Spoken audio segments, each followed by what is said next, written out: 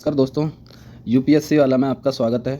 कल हमने जहाँ से जो क्लास छोड़ी थी उससे अब आगे का पार्ट हम आगे के जो टॉपिक है वो कंप्लीट करेंगे। और आज की भी ये वीडियो 30 से 40 मिनट की रहेगी, जिसमें आपका एक या दो टॉपिक कंप्लीट करा दिया जाएगा, बाकी का नेक्स्ट वीडियो में आपके लिए लाई जाएगी। तो आप इसको शेयर, लाइक एंड सब्सक्राइब ज़रूर करना ताकि और भी बच्चों तक ये पहुँचे। ठीक, तो अभी स्टार्ट करेंगे। पुरातत्व संबंधी स्रोत है ना, आर्कोलॉजिक सोर्स क्या थे इतिहास को जानने के लिए। किसको जानने के लिए? इतिहास को जानने के लिए आर्कोलॉजिक सोर्स क्या है, मतलब पुरातत्व संबंधी स्रोत क्या है इसके। ठीक है, किसके जानने के लिए? इतिहास को जानने के लिए। अभी अभी तक हमने क्या क्या सोर्स पढ़े हैं आपके जो धार्मिक ग्रंथ थे, धार्मिक ग्रंथों में क्या इतिहास के बारे में दे रखा है और हमें उससे क्या जानकारी मिलती है उस इतिहास के बारे में। तो उसके बारे में हमने अभी तक पढ़ लिया कि धार्मिक ग्रंथ में क्या क्या जानकारी मिली है। फिर हमने उसके बाद में पढ़ा था कि विदेशियों के क्या क्या विवरण रहे थे। ठीक, अब तीसरे नंबर का आता है पुरातत्व संबंधी स्रोत, आर्कोलॉजिकल सोर्स। इससे क्या संबंधित है कि जो अभिलेख हैं, क्या क्या लिखे हुए हैं, क्या आपके बर्तन मिले, क्या चीज़ें मिली हैं वहाँ से, तो उसके आधार पर हम इतिहास का वो करते हैं।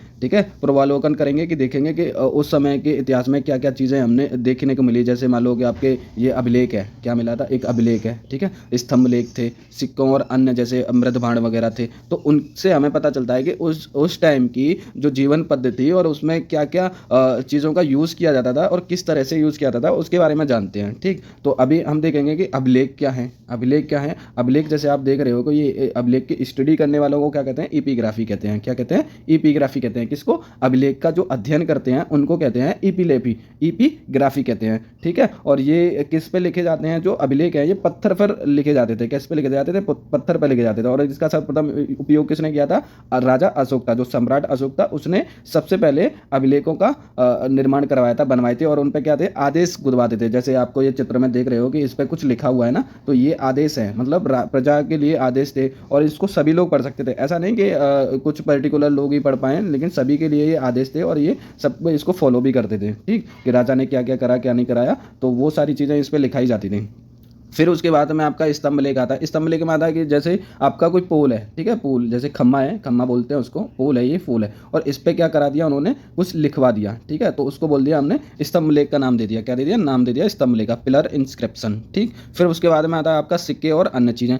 सिक्कों पर क्या चित्र थे, क्या भाषा लिखी थी, क्या उस पर छपा हुआ था, मार्क क्या था। ठीक है, तो उसके बारे में हमें हमें पता चलता है कि उस समय की जो सिक्के थे वो किस प्रकार के थे और उस पर क्या क्या चीज़ें और क्या क्या मोहरें लगी हुई थी। ठीक, तो इससे हमें पता चलता है कि इतिहास के बारे में कि उस समय की जो लेख, स्तंभ और सिक्के के हिसाब से हमें पता चला कि इतिहास में ये चीज़ें हुई थी। फिर अब आगे चलते हैं। जैसे आपका नेक्स्ट टॉपिक में आते हैं महत्वपूर्ण अभिलेख और स्तंभ लेख के बारे में जानेंगे। तो important inscription and pillar addicts के बारे में जानते हैं। ठीक, अभिलेख, अब एक साइड में देखो आपके ये टेबल बनी हुई है, इसमें आपका अभिलेख लिखा हुआ है, दूसरी साइड में शासक है और तीसरा जानकारी, इन्फॉर्मेशन दे रखी है। ठीक, तो अभिलेख के स्टार्ट करते हैं कि जो हाथी गुम्फा अभिलेख है। ठीक है, पहला कौन सा अभिलेख है? हाथी गुम्फा अभिलेख है। तिथि रहित अभिलेख है। कैसा है? तिथि रहित। तिथि रहित का मतलब है इसमें कोई तिथि नहीं दे रखी है, ये कब का अभिलेख है। ठीक है, जैसे डेट डाल देते हैं तो उसमें कोई डेट नहीं है और ये सबसे पहला है। ठीक, और इसके शासक कौन था? कलिंग राज खारवेल था। कौन था? कलिंग राज खारवेल ने इसको हाथी गुम्फा अभिलेख बनवाया था। और जानकारी कहाँ से मिलती है इसके? सर्वप्रथम भारत का जिक्र मिलता है। किस में मिलता है? सर्वप्रथम भारत का जिक्र, भारतवर्ष का जिक्र मिलता है। देखो इसको ऐसे समझो, सीधे मैं आपको बता रहा हूँ कि ये जो भारतवर्ष जो नाम पड़ा था ना भारत का, वो सब सर्वप्रथम किस अभिलेख में छपा हुआ है, मतलब कि कोडेड किया गया है, तो वो कौन से में? हाथी गुम्फा अभिलेख में आता है। ये क्वेश्चन सीधा बन सकता है कि किस अभिलेख में भारतवर्ष का जिक्र किया गया है, तो वो हाथी गुम्फा अभिलेख है। और ये किस शासक से संबंधित है? कलिंग राजा खारवेल से संबंधित है। फिर आपका नेक्स्ट आता है जूनागढ़। जूनागढ़ देखो, जूनागढ़ में आएगा आपका गिरनार अभिलेख। ठीक है, जूनागढ़ का कौन सा है? गिरनार अभिलेख है। और ये इसके जो शासक राजा था, इससे संबंधित राजा था कौन था? रुद्रादमन। कौन? रुद्रादमन था। ठीक है, इसकी जानकारी हमें इसमें नई स्रोत मिलते हैं। फिर आता है आपका नासिक अभिलेख। नासिक अभिलेख से जो शासक कौन था इसका? गौतमी वलश्री। ठीक, फिर चौथे नंबर पे आता है आपका प्रयाग स्तंभ लेख। प्रयाग स्तंभ लेख किसने लिखा? शासक था उसका समुद्रगुप्त। ठीक है, कौन था? समुद्रगुप्त। फिर आता है आपका ऐहोल अभिलेख। ऐहोल अभिलेख का जो शासक था वो कौन था? पुलकेशिन द्वितीय ने करवाया था। किसका? ऐहोल अभिलेख का। इसको याद रखना है, ये सारे जो अभिलेख है ना ये बहुत इंपॉर्टेंट है और ये एग्जाम में कई बार पूछे भी जाते हैं। तो इसको एक बार पॉइंट कर लेना, नोटबुक में लिख लेना, और आगे जब रिवाइज करो तो आसानी से रिवाइज हो जाएगा आपका। फिर आता है देखो मत्स्यौर। मत्स्यौर अभिलेख। मत्स्यौर अभिलेख किसके शासन पे हुआ था? मालवा नरेश यशोवर्मन के बारे में। ठीक है, किसके शासनकाल में? मालवा नरेश यशोवर्मन में। और ये जानकारी कहाँ से मिलती है? रेशम बुनकरों की श्रेणी से हमें इसकी क्या मिली थी? जानकारी मिली थी। ठीक, तो आप नेक्स्ट देखते हैं। नेक्स्ट टॉपिक आपका नेक्स्ट आता है आपका ग्वालियर अभिलेख। ग्वालियर अभिलेख के जो शासक, संबंधित शासक कौन था? प्रतिहार नरेश बोस, ठीक। और 8वें नंबर का आता है आपका भीतरी और जूनागढ़ अभिलेख, और ये किसके शासनकाल में हुआ था? स्कंदगुप्त, ठीक है, स्कंदगुप्त के शासनकाल में होता है। और भारत में होने वाले हुड़ आक्रमण, ठीक है, कहाँ से मिलती जानकारी, क्या देता है ये? भारत पर होने वाले हुड़ आक्रमणों की जानकारी देता है। देखो ये क्वेश्चन एक बार आया था आपके एग्जाम में, किस शासक ने हुड़ों के आक्रमणों को रोका था, ठीक है, सामना किया था, रोका था या उससे युद्ध करा था? तो किस शासक ने किया था? समुद्रगुप्त मौर्य ने, समुद्रगुप्त ने किया था, ठीक। तो ये वही समुद्रगुप्त है जिसने हुड़ों का आक्रमण को वो दिया था, रोका था। तो इसने कौन सा अभिलेख मिलता है? इसका भीतरी और जूनागढ़ अभिलेख मिलता है, ठीक। फिर आपका आता है 9वें में देखो देवपाड़ा अभिलेख, ठीक। देवपाड़ा अभिलेख शासक कौन था उस समय? बंगाल शासक विजयसेन था। देवपाड़ा अभिलेख किससे संबंधित है? किस शासक से संबंधित है? बंगाल शासक विजयसेन से। फिर आता है आपका 10वें नंबर का वेशनगर विदिशा गरुड़ स्तंभ। वेशनगर विदिशा गरुड़ स्तंभ किससे संबंधित है? किस राजा से? तो होलियोडोरस। किससे संबंधित है? होलियोडोरस। अब देखो होलियोडोरस हमारे भारत में तो कोई नाम है नहीं, तो ये बाहर का ही होगा, ऑब्वियसली बात है। तो अब देखते हैं कि जो मध्य भारत में थोड़ा सा, ये भारत का नाम तो होगा ही नहीं। फिर अब देखो क्या है, इसकी जानकारी कहाँ से मिलती है आपको? मध्य भारत में भागवत धर्म विकसित होने का प्रमाण मिलता है। किससे मिलता है? वेशनगर विदिशा गरुड़ स्तंभ से मिलता है। किसका अब वो मिलता है, जानकारी मिली है इससे? मध्य भारत में जो भागवत धर्म विकसित हुआ ना, उसके प्रमाण मिलते हैं। किस राजा कौन सा शासक था? होलियोडोरस राजा था, जो मध्य एशिया से थे।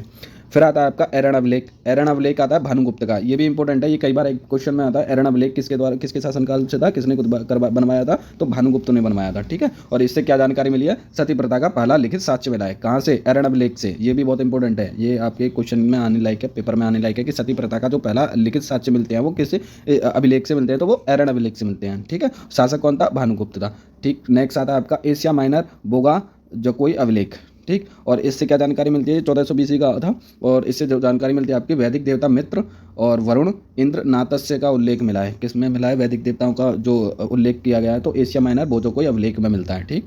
फिर आपका आता है नेक्स्ट, ये देखो ये फोटो लगे हुए हैं, इसको जोड़ते हैं। फिर देखते हैं आपके सिक्के और अन्य स्रोत क्या है, कॉइन एंड अदर्स के बारे में देखते हैं, सिक्के के बारे में। तो प्राचीन सिक्के, ठीक है। सबसे पहले प्राचीन सिक्कों को क्या कहते हैं? आहत सिक्के कहते हैं। क्या कहते हैं? आहत सिक्के कहते हैं, या कारसापर्ण सिक्के कहते हैं, या पंचमार्ग सिक्के। अगर इन तीनों में से कुछ भी आ जाए कि प्राचीन सिक्कों को, प्राचीन काल में सिक्कों को क्या कहते थे? तो आहत सिक्के कहते थे, कपाषण सिक्के कहते हैं, या पंचमार्ग सिक्के कहते थे। अब इनको देखो, सबसे बड़ी बात है कि पंचमार्ग और इनका नाम कैसे पड़ा था, ये बताता हूँ आपको।